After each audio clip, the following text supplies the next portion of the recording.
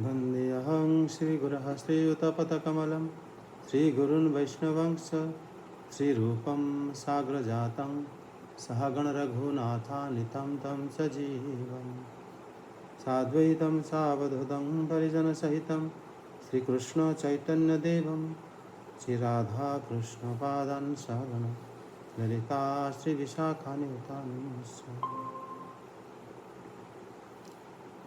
श्रीमद्भागवतम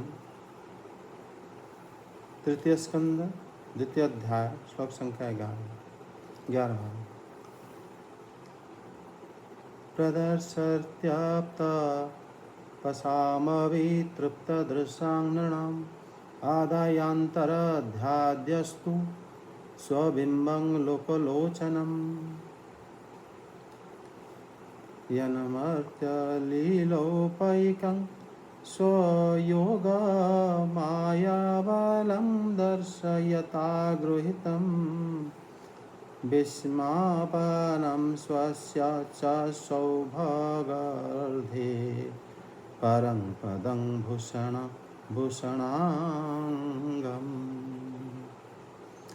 यद्वर्मसूनोर्वत राजसूये निरीक्ष्य दृक्त्वा स्वशयनं त्रिलोकाः कस्येन च चाद्येहगतं विधातुर्वाक्श्रुतौ कौशलमित्यमन्यत यस्यानुरागप्लुप्तहासरासलीला बलोकप्रतिलब्धमानः ब्रजस्त्रियो दुग्धिरनुव्रत्य वृतधियो अबातस्थो किलः कृत्यशेषा स्वान्तरूपेष्वितरैः स्वरूपैरभ्य हृदयमानेष्वनुकम्पितात्मा परावरेशो महद संयुक्त योजोऽपि जातो भगवान्य स्था अग्निः। अनुवाद 15 तक पढ़ो। जिन्होंने कभी तप नहीं किया उन लोगों को भी इतने दिनों तक दर्शन देकर अब उनकी दर्शन लालसा को तृप्त किए बिना ही वे भगवान श्री कृष्ण अपने त्रिभुवन मोहन श्री विग्रह को छिपाकर अंतर्ध्यान हो गए हैं और इस प्रकार उन्होंने मानो उनके नेत्रों को ही छीन लिया है। भगवान ने अपनी योगमाया का प्रभाव दिखाने के लिए मानव लीलाओं के योग्य जो दिव्य श्री विग्रह प्रकट किया था वह इतना सुंदर था कि उसे देखकर सारा जगत तो मोहित हो ही जाता था, वे स्वयं भी विस्मित हो जाते थे। सौभाग्य और सुंदरता की पराकाष्ठा थी उस रूप में, उससे आभूषण भी विभूषित हो जाते थे। धर्मराज युधिष्ठिर के राजसूय यज्ञ में जब भगवान के उस नयन अभिराम रूप पर लोगों की दृष्टि पड़ी थी तब त्रिलोकी ने यही माना था कि मानव सृष्टि की रचना में विधाता की जितनी चतुराई है सब इसी रूप में पूरी हो गई है। उनके प्रेमपूर्ण हास्य विनोद और लीलामय चितवन से सम्मानित होने पर ब्रज बालाओं की आंखें उन्हीं की ओर लग जाती थीं और उनका चित्त भी ऐसा तल्लीन हो जाता था कि वे घर के काम धंधों को अधूरा ही छोड़कर जड़ पुतलियों की तरह खड़ी रह जाती थीं। चराचर जगत और प्रकृति के स्वामी भगवान ने जब अपने शांत रूप महात्माओं को अपने ही घोर रूप असुरों से सताए जाते देखा तब वे करुणाभाव से द्रवित हो गए और अजन्मा होने पर भी अपने अंश बलराम जी के साथ काष्ठ में अग्नि के समान प्रकट हुए। यहाँ पर श्री भगवान की यहाँ पर जो महात्मागण भगवान की दो रूप के बारे में यहाँ पर कहा गया है कि स्व शांत रूपेशु इतर पीड़ियमानेषु अनुकंपितात्मा। जब वो शांत रूप महात्माओं के अपनी घोर रूप असुरों के द्वारा सताए जाने पर उन्होंने भगवान करुणा में द्रवित होकर अजो अपि परावरेश, वो कभी भी जन्म नहीं होते, वो सिर्फ अनुकंपावश सदहन संयुक्त भगवान अग्नि ही यथा जातः, अपने अंश के साथ वह उसी प्रकार जात हुए जैसे काष्ठ में अग्नि जात होता है। महात्मागण भगवान की जो शांत रूप, असुर इत्यादि भगवान के अशांत रूप के रूप में भगवान को दर्शन करते हैं। तो यहाँ पर जो भगवान अजन्मा होते हुए भी जन्म लेते हैं और श्री भगवान श्री बलराम जी के साथ प्रकट हुए, तो यहाँ पर मतलब इस प्रकार से उद्धव जी वर्णन करें कि जैसे अग्नि काष्ठ से उत्पन्न हो जाती है, उसी तरह से भगवान मतलब छुप के रहते हुए सर्वत्र उसी जगह में प्रकट हो ही जाते हैं। यहाँ पर श्लोक 11 में तो कल हम 11 को चर्चा कर लिए थे। 12 श्लोक में बताया गया कि भगवान मतलब स्व योग माया बलम दर्शयता, अपनी योग माया के बल प्रदर्शन करने वाले भगवान मानव लीलाओं के योग्य जिस रूप को धारण करा था, मर्त्य लीलापोक्यं सौभागार्थे परम पदम स्वस्य च विस्मापनं भूषणांगम गृहीतम। इसमें बताया गया है कि भगवान जैसे ही उनका जो दिव्य स्वरूप वो सबको, यहाँ तक कि श्री भगवान को भी आश्चर्यचकित कर देता है। ये बात मेरे श्री रूप गोस्वामी पादि भक्ति रसायन सिंधु में बताते हैं कि भगवान श्री कृष्ण को जितने प्रकार के अलंकार गोपी सब भगवान को सजाती थी, फिर भी वो भगवान को जब देख के कहती कि इसमें भगवान श्री कृष्ण की सुंदरता कोई वृद्धि नहीं हुआ, जैसा था वैसे ही, मतलब भूषण वहाँ पर भूषित होते थे। भूषण को उल्टा भूषण अच्छे लगने लगते थे, खोल दो तो अच्छा नहीं लगता था। हमारे क्या जो लोग अच्छे कपड़े पहनेंगे तब अच्छे लगते हैं, या तो अच्छे कोई वस्तु को उन्होंने धारण करे तब अच्छे लगते हैं।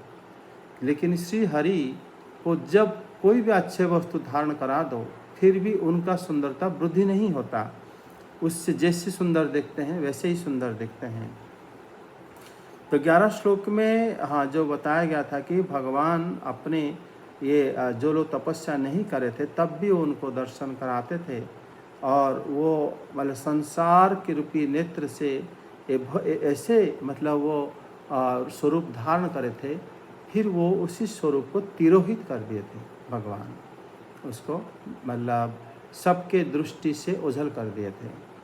तभी वो कहते हैं कि धर्म सुनः राजसूये दृक्त्वा सत्व यनं यत् निरीक्ष्य त्रिलोकः।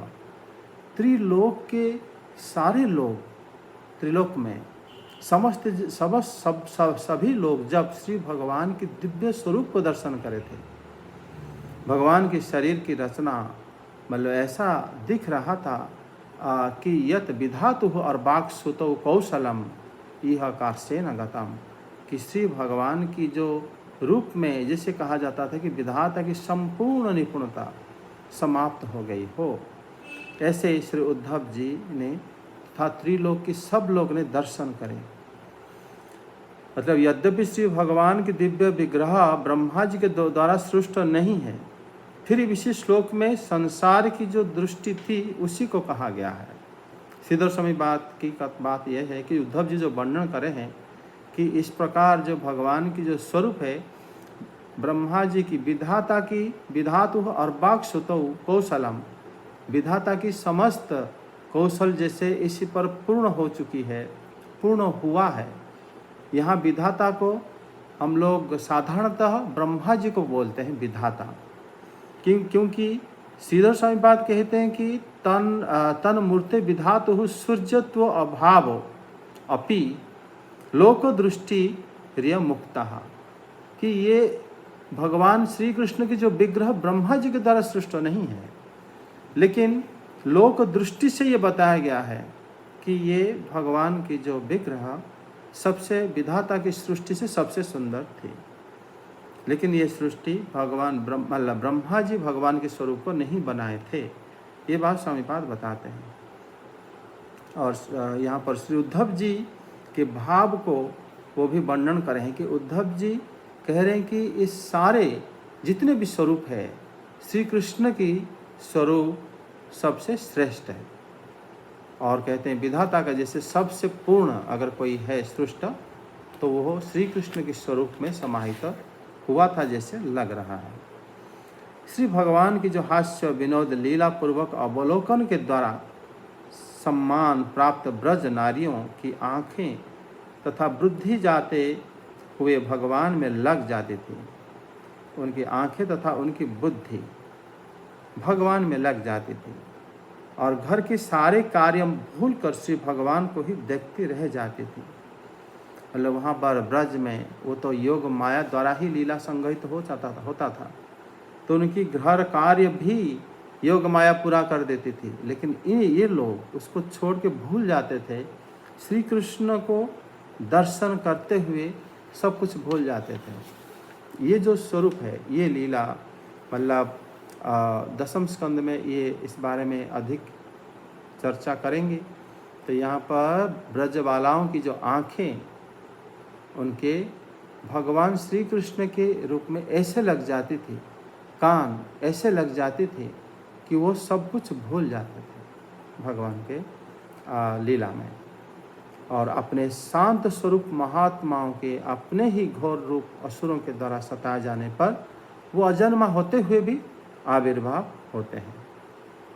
आगे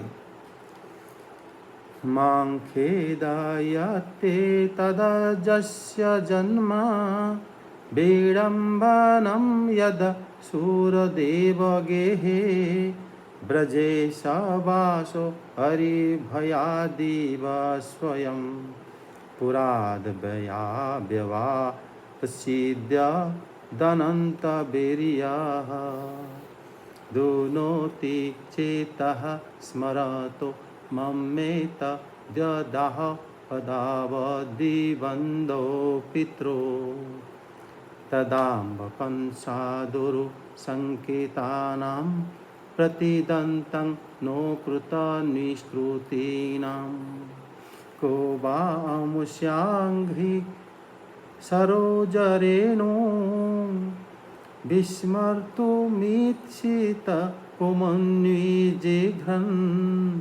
यो विस्फुरद् भ्रुविटपेन भूर्भेभारं कृतान्तेन तिरश्चकार। अनुवाद पाठ करो 18 तक। अजन्मा होकर भी वसुदेव जी के यहाँ जन्म लेने की लीला करना, सबको अभय देने वाले होने पर भी मानो कंस के भय से ब्रज में जाकर छिप रहना, और अनंत पराक्रमी होने पर भी काल यमन के सामने मथुरापुरी को छोड़कर भाग जाना, भगवान की ये लीलाएं याद आकर मुझे बेचैन कर डालती हैं। उन्होंने जो देवकी वसुदेव की चरण वंदना करके कहा था, पिताजी माताजी, कंस का बड़ा भय रहने के कारण मुझसे आपकी कोई सेवा ना बन सकी। आप मेरे इस अपराध पर ध्यान ना देकर मुझ पर प्रसन्न हो। श्री कृष्ण की ये बातें जब याद आती हैं, तब आज भी मेरा चित्त अत्यंत व्यथित हो जाता है। जिन्होंने काल रूप अपने भ्रुकुटी विलास से ही पृथ्वी का सारा भार उतार दिया था, उन श्री कृष्ण के पाद पद्म पराग का सेवन करने वाला ऐसा कौन पुरुष है जो उसे भूल सके। भगवान को कौन भूल सकता है? मतलब भगवान कि वो कह रहे हैं कि भगवान के चरण कमल के पराग सेवन करने वाला जो भगवान को सेवा करा है, वो कैसे उनको भूल जाएगा। तो यहाँ पर वो कहते हैं वासुदेव गेह अजस्य, वसुदेव जी के घर में, गेह हो गया उनके घर में भगवान जन्म की लीला करना, और अरि भयादीव ब्रजे च वास, भय में ब्रज में वास करना, ये भगवान की विशेष लीला है। फिर उसके बाद कहते हैं कि स्वयं अनंत विरजः पुरादियत व्यवात्सित एवं मां खेदयति। अनंत विरज, अनंत पराक्रम संपन्न होने पर भी वो मथुरा नगरी से जाकर द्वारका नगरी में वास करना वो ये कारण ये बताना कि मथुरा नगर में वो आक्रमण कर रहे हैं, हम डर के मारे द्वारका नगरी बसाएंगे। तो ये सब सोच कर मैं बेचैन होता हूँ। मतलब भगवान सब कर सकते हैं। भगवान द्वारका नगरी बसाने के लिए जितने सारे उनका ऐश्वर्य उससे प्रकाशित होता है कि विश्वकर्मा देव भी उनका ऐश्वर्य आगे के सामने बहुत नगण्य हो गए थे। और देवराज इंद्र की जो सभा भी द्वारका ऐश्वर्य के सामने नगण्य हो गया था। तो उसके बावजूद एक असुर काल यवन उसके भय से भगवान द्वारका नगरी बनाए, सारे लोगों को शिफ्ट कराए और सब लोग वहीं पर फिर लीला प्रकाश करे, जिसका शक्ति ऐसा है कि समुद्र भी उनको जगह दे देता है। वो काल यवन से कैसे हार सकते हैं? लेकिन वो वही कहते हैं कि काल यवन के भय से हम द्वारका नगरी चले जाना चाहिए एवं कंस के भय से हमें ब्रज में रहना चाहिए। तो भगवान इस प्रकार जो लीला करते हैं, ये मतलब एतत् माम खेदयति, मुझे बड़ा व्यथित करता है मेरे हृदय को। मतलब उनके लीला को मैं क्या कहूँ, क्या सोचूं। भगवान जैसे ये सब लीला करे हैं, जैसे लगता है कि मतलब श्री उद्धव जैसे भक्त ही उनको वास्तव में लीला को आस्वादन करे हैं, तभी तो उनको खेदयित लगता है। अन्यथा लोग जब पढ़ते हैं लीला को, इस प्रकार उनको भावना नहीं आता कि भगवान क्यों ब्रज चले गए और क्यों भगवान द्वारका लीला बसाए, उनको कोई पता नहीं चलता। लेकिन भगवान ऐसे ही करते हैं, उनको प्रेमी भक्तों को आकर्षित करने के लिए। उसके बाद कहते हैं कि श्री भगवान यत पितृ हो पदाभिवंद्य आह, जब वो अपने पिता के पद मतलब वंदना कर रहे थे, कह रहे क्या तादाम्ब कंस दुरक्षंकितानंग आकुतः निष्कृति नाम प्रसिद्धतम, कि मैं आपका सेवा इसलिए नहीं कर पाया क्योंकि मुझे क्षमा कर दे, क्योंकि कंस के भय से हम लोग आपकी सेवा नहीं कर पाए और आपसे दूर रहना पड़ा। ये भी बड़ा खेद लगता है। ये लीला भी मुझे बड़ा अद्भुत लगता है एवं ये लीला भी मेरा चित्त को आकर्षण करता है एवं इसलिए मेरा चित्त बड़ा व्यथित हो जाता है। इसलिए भगवान कैसे लीला करते हैं। तभी भगवान ने उनको बताया था कि आप में हमारे पर प्रसन्न हो जाइए और कंस के भय से हम लोग आपकी सेवा नहीं कर पाए। श्री बलराम जी के साथ भगवान दोनों ही बोले, जिन भगवान ने काल स्वरूप भ्रुकुटी विलास के द्वारा पृथ्वी के भार को विनाश कर दिया, उन श्री भगवान के चरण कमल के पराग को सेवन करने वाला कौन ऐसा पुरुष होगा जो उनको भूल जाए। जिनको वही सेवा करा हो ऐसे प्रभु को, ऐसा कोई होगा कि उनको भूल जाए? कोई नहीं भूल सकता। ये बात श्री उद्धव जी कहकर ये कह दिए कि सभी लोग श्री कृष्ण की भक्ति कर सकते हैं। सभी लोग बरसते वो श्री कृष्ण के बारे में सुने और उनको जानने के प्रयास करें, फिर तुम उनको कभी नहीं भूल सकते। ये बात वो कह रहे हैं श्री उद्धव जी। उसके आगे दृष्टा भवादिर्ननु राजसूये चेदस्य कृष्णं विश्वतो अपि सिद्धि यं योगिनः संस्पृह्यन्ति सम्यक् योगेन कस्तद्विहरहं सहेत तथैव चान्ये नरलोकवीराय आहवे कृष्णमुखारविन्दं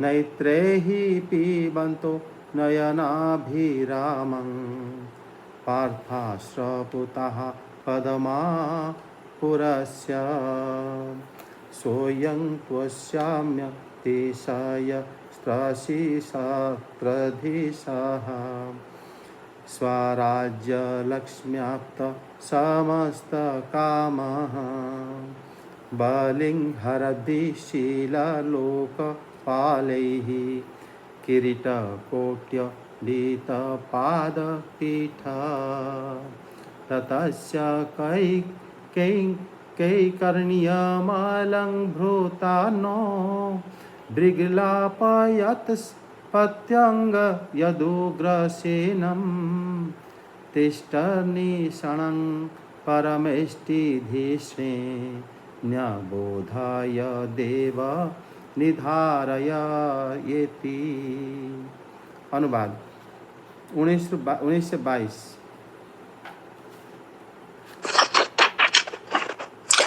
आप लोगों ने राजसूय यज्ञ में प्रत्यक्ष ही देखा था कि श्री कृष्ण से द्वेष करने वाले शिशुपाल को वह सिद्धि मिल गई जिसकी बड़े बड़े योगी भलीभांति योग साधना करके स्पृहा करते रहते हैं। उनका विरह भला कौन सह सकता है। शिशुपाल के ही समान महाभारत युद्ध में जिन दूसरे योद्धाओं ने अपनी आंखों से भगवान श्री कृष्ण के नयन अभिराम मुख कमल का मकरंद पान करते हुए अर्जुन के बाणों से बिंधकर प्राण त्याग किया, वे पवित्र होकर सब के सब भगवान के परम धाम को प्राप्त हो गए। स्वयं भगवान श्री कृष्ण तीनों लोकों के अधीश्वर हैं, उनके समान भी कोई नहीं है, उनसे बढ़कर तो कौन होगा। वे अपने स्वतः सिद्ध ऐश्वर्य से ही सर्वदा पूर्ण काम हैं। इंद्र आदि असंख्य लोकपालगण नाना प्रकार की भेंटें ला लाकर अपने अपने मुकुटों के अग्रभाग से उनके चरण रखने की चौकी को प्रणाम किया करते हैं। विदुर जी वे ही भगवान श्री कृष्ण राज सिंहासन पर बैठे हुए उग्रसेन के सामने खड़े होकर निवेदन करते थे, देव हमारी प्रार्थना सुनिए। उनके इस सेवा भाव की याद आते ही हम जैसे सेवकों का चित्त अत्यंत व्यथित हो जाता है।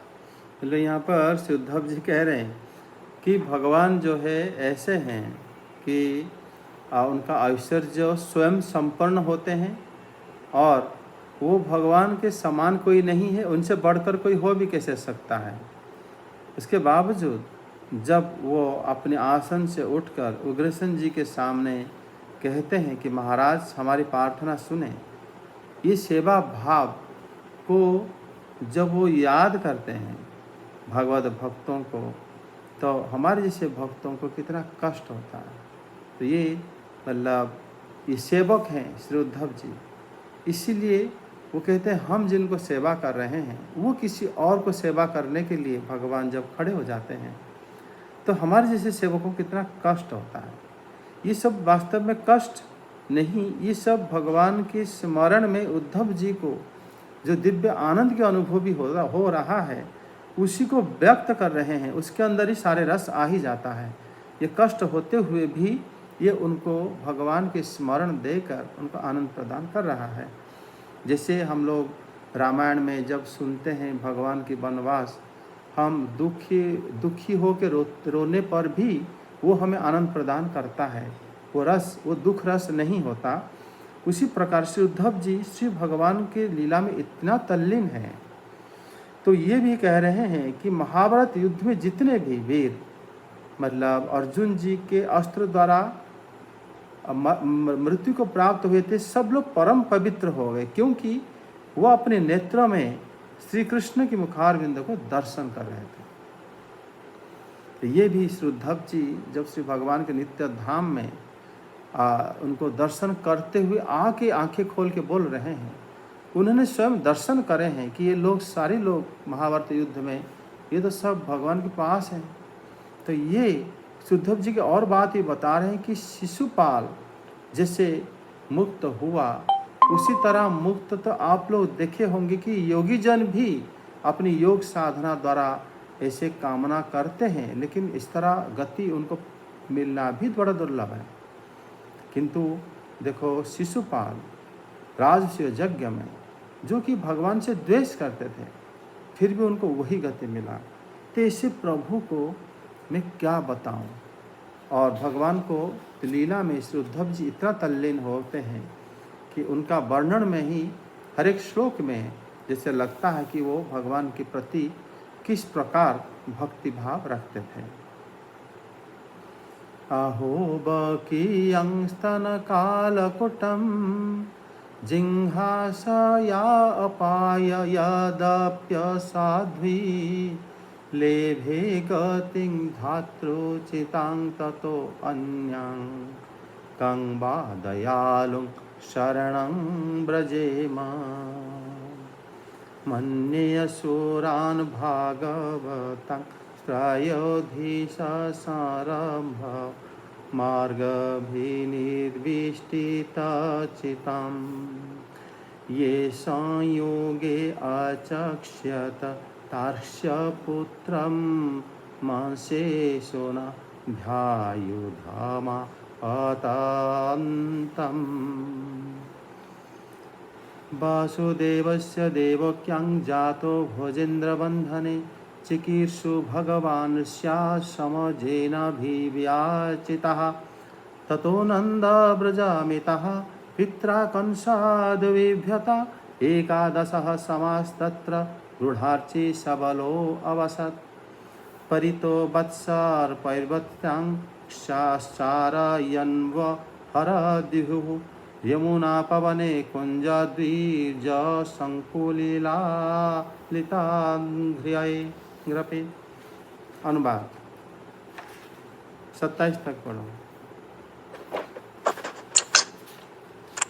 पापिनी पूतना ने अपने स्तनों में हलाहल विष लगाकर श्री कृष्ण को मार डालने की नियत से उन्हें दूध पिलाया था। उसको भी भगवान ने वह परम गति दी जो धाय को मिलनी चाहिए।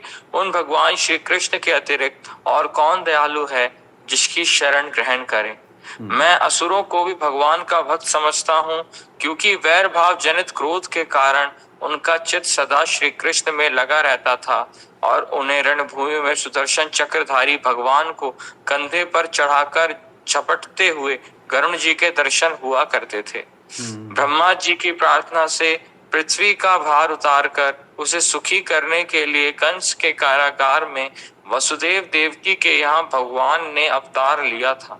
उस समय कंस के डर से पिता वसुदेव जी ने उन्हें नंद बाबा के ब्रज में पहुंचा दिया था। वहां वे बलराम जी के साथ 11 वर्ष तक इस प्रकार छिपकर रहे कि उनका प्रभाव ब्रज के बाहर किसी पर प्रकट नहीं हुआ। यमुना के उपवन में जिसके हरे भरे वृक्षों पर कलरव करते हुए पक्षियों के झुंड रहते हैं, भगवान श्री कृष्ण ने बछड़ों को चराते हुए ग्वाल वालों की मंडली के साथ विहार किया था। भगवान के लीला देखो। दुष्टा जो पूतना है शिव भगवान को मारने की इच्छा से आया था। उद्धव जी जानते हैं कि शिव भगवान नहीं मरते, लेकिन ये कहते हैं ना, उद्धव जी भगवान के धाम से आकर आंखें खोल के विदुर जी को भगवान के बारे में बताने आरंभ करे।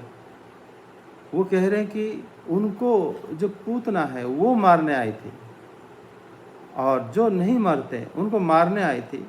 अपनी इच्छा देखो, स्तन में कालकूट की भयंकर विष आके उनको पिलाने के लिए भगवान को कोशिश करी और भगवान ने उसको वही गति दी। मतलब वो इससे दयालु भगवान को छोड़कर मैं किसके शरण जाऊं। वो मतलब विदुर जी के सामने प्रश्न रख रहे हैं कि जो मतलब भगवान अपनी अपकारी जीव जो है उनको पर भी कृपा प्रदर्शन करते हैं।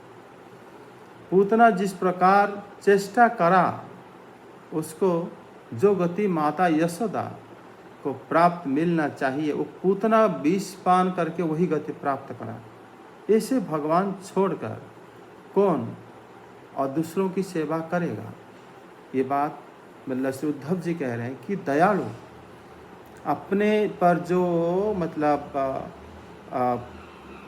अनिष्टकारी है उनके पर जो दयालु करते हैं, तो जो उनके भक्त हैं क्या दया नहीं करेंगे। तो इस कमिति का न्याय के हिसाब से कि वो कह रहे हैं कि ऐसे दयालु प्रभु को कौन सेवा ना करे। कोई कारण बताए कि क्या प्रॉब्लम है।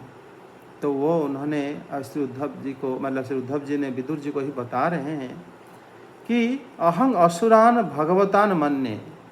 देखो उद्धव जी अपना ओपिनियन दिए हैं, शास्त्र से कोट नहीं करे। वो कहे मैं जहाँ मानता हूँ देखता हूँ कि असुर लोग भी भगवान के भक्त हैं, असुर लोग भी भक्त हैं, उनके गण हैं।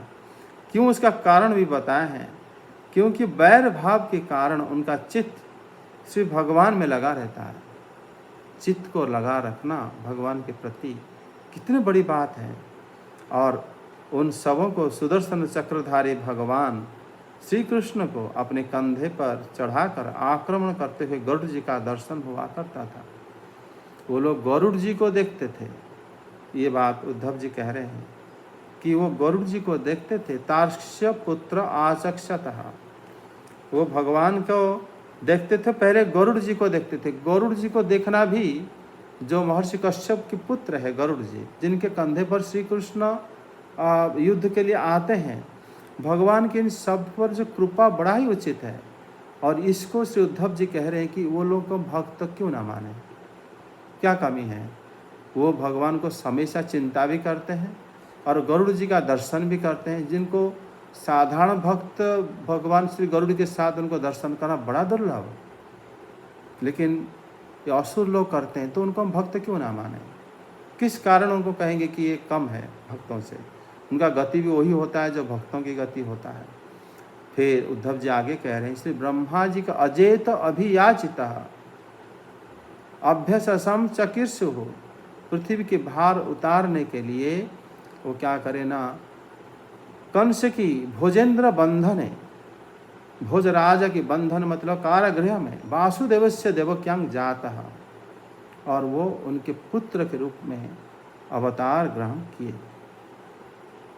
माने उद्धव जी भगवान श्री कृष्ण के जो आविर्भाव को बता रहे हैं कि वो कंस की कैद खाने में जन्म हुए। बताओ, जो त्रिलोक के नाथ हैं, वो जगत की नाथ हैं, वो अगर जन्म भी होते हैं तो एक जेल कारागृह के अंदर, ये कितनी बड़ी, माने भगवान को लीला कितने अद्भुत प्रकार की लीला है, वो वहीं पर ही प्रकट हुए।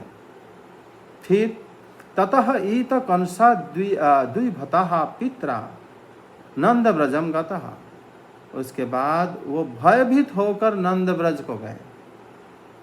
तत्र गुढ़ार्ची एकादश समः सबलः अवसत, वो उसके बाद तत्र गुढ़ार्ची, गुढ़ार्ची हो गया जो छुप के रहते थे, जिनका तेज छुपा हुआ होता है। श्री बलराम के साथ वो रहे वहाँ पर, और ऐसे रहे, और वहाँ पर 11 वर्ष तक निवास किए, लेकिन बाहर कोई नहीं जानता है। क्यों? क्योंकि भगवान अपनी लीला कर रहे थे, जो लीला उनका नित्य लीला है, इसलिए बाहर लोग कैसे जानेंगे वो लीला को। तो भगवान बड़े अपने ही लोक को प्रकट करा कर गोकुल में, वृंदावन, नंदगांव, बरसना में अपना नित्य लीला को प्रकट करें। बाहर किसी भी लोग नहीं जानता है, कोई नहीं जानता है।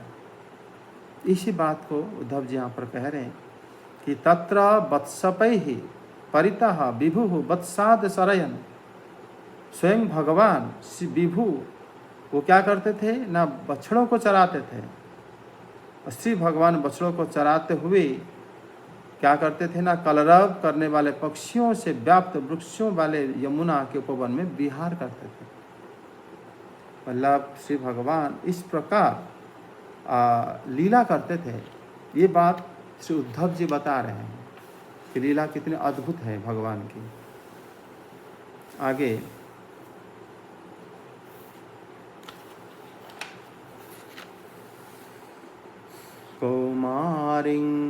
कौमारिं दर्शयां चेष्टां रक्षयीणां ब्रजोकसां रुद्रुदन्निव हसन् मुग्ध बालसिंहावलोकनः, स एव गोधनं लक्ष्म्या निकेतं सितगोवृषं चारयन्ननुगाग्नो पन्नरणद्वेणोरिरस्मत्, प्रत्युक्तान् भोजराजेन मायिनः कामरूपिणः लीलयाभ्यनुदतांस्तान् बालः क्रीडनकानिवः, विपन्नान्विवशापानेन निगृह भुजगाधिपम् उत्थाप्य पाय यद्गावस्तत्ययं प्रकृतिस्थितं, ययाज योत्सेवेन गोपराजं द्विजोत्तमैः भीतस्य चोरुभारस्य चिकीर्षन् शुद्धयं विभुः, वर्षे वर्षन्द्री वर्षतीन्द्र व्रजः कोपात् भवग्रामाने अतिविह्वलः गोत्रलीलातपात्रेण तत्र भद्रानुगृह्यता शरच्छशिखरैर्मुष्टं मननयन् रजनीमुखं गायन् कलपदं रेमे स्त्रीणां मण्डलमण्डन। इति श्रीमद्भागवत महापुराणे तृतीय स्कंदे द्वितीय अध्यायः। अनुवाद। वे ब्रजवासियों की दृष्टि आकृष्ट करने के लिए अनेकों बाल लीला उन्हें दिखाते थे। कभी रोने से लगते, कभी हंसते और कभी सिंह शावक के समान मुग्ध दृष्टि से देखते। फिर कुछ बड़े होने पर वे सफेद बैल और रंग बिरंगी शोभा की मूर्ति गौओं को चराते हुए अपने साथी गोपों को बांसुरी बजा बजा कर रिझाने लगे। इसी समय जब कंस ने उन्हें मारने के लिए बहुत से मायावी और मनमना रूप धारण करने वाले राक्षस भेजे, तब उनको खेल ही खेल में भगवान ने मार डाला, जैसे बालक खिलौनों को तोड़ फोड़ डालता है।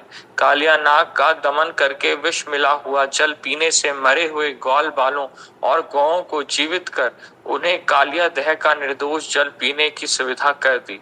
भगवान श्री कृष्ण ने बढ़े हुए धन का सद्व्यय कराने की इच्छा से श्रेष्ठ ब्राह्मणों के द्वारा नंद बाबा से गोवर्धन पूजा रूप गौ यज्ञ करवाया। भद्र इससे अपना मान भंग होने के कारण जब इंद्र ने क्रोधित होकर व्रज का विनाश करने के लिए मूसलाधार जल बरसाना आरंभ किया, तब भगवान ने करुणावश खेल ही खेल में छत्ते के समान गोवर्धन पर्वत को उठा लिया और अत्यंत घबराए हुए व्रजवासियों की तथा उनके पशुओं की रक्षा की। संध्या के समय जब सारे वृंदावन में शरद के चंद्रमा की चांदनी छिटक जाती, तब श्री कृष्ण उसका सम्मान करते हुए मधुर गान करते और गोपियों के मंडल की शोभा बढ़ाते हुए उनके साथ रास विहार करते। जय जगन्नाथ। इधर जब भगवान गोपियों के समूह से को अलंकृत कर रहे थे, मतलब भगवान शरद की चंद्रमा से प्रकाशित संध्या को देखकर उसके सम्मान में स्त्रियों के समूह के अलंकृत करते हुए मनोहर गीत को, मतलब भगवान उनको वो संध्या को और गोपियों को सम्मान करने के लिए ही रासलीला कराए थे। भगवान होकर भी जैसे रासलीला जब करेंगे तब पता चलेगा कि वो इतने व्रत आदि श्री भगवान को प्राप्ति करने के लिए जो भी कुछ प्रयास करे थे, वो श्री भगवान उन्हीं का सम्मान करे थे, उनको उसको प्रदान करे थे। और वो प्रदान जो है, ये बात श्री उद्धव जी बता रहे हैं कि उससे पहले वो बता रहे हैं कि श्री भगवान के जो ब्रजवासियों का आकर्षित करने के लिए वो मतलब बालक जैसे अनेक चेष्टाएं करते थे, रोते हुए रुद्र नीव हसन, हाँ कभी कभी बाल सिंह के समान वो देखते हुए ब्रजवासियों का आकर्षित करते थे, रोते थे, हंसते थे और इस प्रकार निवास किया। बड़े होने पर उन्होंने जैसे गौओं को चराते हुए बांसुरी बजाते हुए गोपियों को आनंदित करते थे। पहले भगवान जब वहाँ पर ब्रज में रहे, सबको आनंद प्रदान करे। फिर भोजराजेन मायिनः कामरूपिणः प्रयुक्तान् राक्षसान् बालः क्रीडयकानि इव लीलया व्यनुदत्। तो वो भगवान बाल्य लीला कर रहे थे और बाल्य लीला के समय ही ये सब खिलौना भोजराज ने भेजा था। जैसे बच्चे खिलौने में खेलते हैं, तो खिलौना को ही भगवान, यह जीता जागता खिलौना थे ये लोग, तो इन लोगों के साथ भगवान की बाल्य लीला का आनंद भगवान ने लिए थे। ये सब बड़े बड़े मायावी असुर थे और मायावी असुर से लीला खेलना कितना आनंददायक, वो सारे मित्रों ने इसको आनंद प्राप्त किया था एवं सब लोग बड़े ही आनंद से ब्रज में परमानंद से मग्न रहते थे। और श्री भगवान इस प्रकार ही उनको लीला माने करे थे, जो कि उनके भक्तों को विशेष आनंद प्रदान करते थे। उसके बाद वो बता रहे हैं कि सर्प के समान जो काल्य भुजगाधिपम निगृहा विषपानेन विपन्नात् उत्थाय गावः। जब सर्पों के समान कालिया नाग क्या कर दमन करने के लिए भगवान विषैली पानी के पीने से क्या हुआ ना, ग्वाल बाल और गोएं जो है मर गए थे। और उनको भगवान ने शुद्ध पानी पिलाया और उनको जीवित कर दिया। बोले इससे क्या होता है ये लीला? उद्धव जी कह रहे हैं कि भगवान के मित्र, भगवान की जो गाय या बछड़े, वो जो पानी पी के मूर्छित हो गए या कहे को मर गए, ये कैसे संभव हो सकता है? श्री कृष्ण की लीला इस प्रकार लीला था। फिर वो क्या करे ना, भगवान ने जब इनसे उनको उद्धार कराया, उनको मतलब शुद्ध कर दिए जल को, और उसको काली को भी एक बड़ा द्वीप दे दिए, और फिर इस प्रकार लीला में भक्त लोग और आनंदित हो गए थे भगवान की लीला में। और इसमें और फिर बता रहे हैं कि भगवान ने क्या करे ना, नंद महाराज द्वारा गोवर्धन पूजा करवाए थे। और फिर भद्र भाग्न मान इंद्रे कोपाद वर्षति, देखो इंद्र जी को कोप हो गया, गुस्सा आ गया, और उन्होंने वर्षा करे। भले यहाँ पर उद्धव जी के वर्णन में ऐसा लगता है, चाहे देवता हो, चाहे असुर हो, चाहे दानव हो, चाहे मनुष्य हो, कोई भी हो, श्री कृष्ण की जैसा कोई नहीं है। और उन्होंने देवताओं के लिए इतना सारा पहले बताए थे कि देवताओं की प्रार्थना में, मतलब देवता की अग्रगण्य श्री ब्रह्मा जी की प्रार्थना में भगवान उनको सहायता करने के लिए अवतार हुए, वही देवता उनके ऊपर क्रुद्ध होकर वर्षा कर रहे हैं। मतलब ये उद्धव जी के वर्णन में ये लगता है कि सारे लोग ही माया में रहते हैं सब, लेकिन जो प्रभु हैं वो हमेशा माया मुक्त रहते हैं और उनको सबको कृपा करते हैं। जैसे पूतना को कृपा करे, इनको इंद्र जी को भी कृपा करे। देखो उसमें बताते हैं कि गोवर्धन पर्वत को उन्होंने छत की तरह धारण करे, और जब धारण करे इसमें भगवान इंद्र के ऊपर क्रोध नहीं करे, इंद्र की क्रोध को शांत करे, उनके ऊपर कृपा करे। तो भगवान ऐसे ही लीला करते हैं, उनको कौन भूल सकता है। और फिर उन्होंने बताया कि शरतकालीन चंद्रमा की किरण के प्रकाश जब संध्या को सम्मान करते हुए शरद शिखरैहि मुष्टंग रजनी सुखम मानयन, वो उन्होंने उन लोगों को मान रखे जो इतने दिन से भगवान को श्रृंगार रस को आस्वादन करने के लिए सेवा कर रहे थे। कितने जन्मों से सारे श्रुतियाँ और सारे मुनि, उसके साथ नित्य गोपी, वो उसी रूप में, और भगवान उनको सम्मान करे और भगवान उनके सम्मान को रखे, तभी उनके साथ भगवान उन्हीं के इच्छा अनुसार रास नृत्य ही करे थे, लीला करे थे, जो उनको प्रसन्न हो, उनके भक्तों को प्रसन्न हो। तो इस प्रकार जो श्री भगवान को कौन भूल सकता है, या हम कैसे उनके वर्णन हमें कर पाऊँ। इस प्रकार ये अध्याय संपूर्ण हुआ।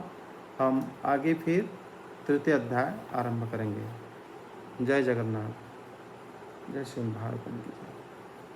हरे कृष्णा।